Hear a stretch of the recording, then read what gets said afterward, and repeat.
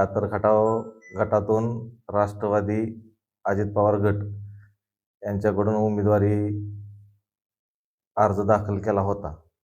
तदनंतर काही तांत्रिक अडचणी किंवा एकमेकांच्या विचारानं तो माझा अर्ज राहिला गेला। त्यानंतर आज अखेर मी राष्ट्रवादी घड्याळ चिन्हाचा प्रचार करत होतो। त्यानंतर आज माझे सवंगडी, माझे वरिष्ठ यांच्या सर्वांच्या विचाराने कातर खटाव गटामधले आपले तुतारीचे उमेदवार अभयदादा जगताप यांना सर्वांनी मदत करायची असे आम्ही काल रात्री निर्णय घेतला।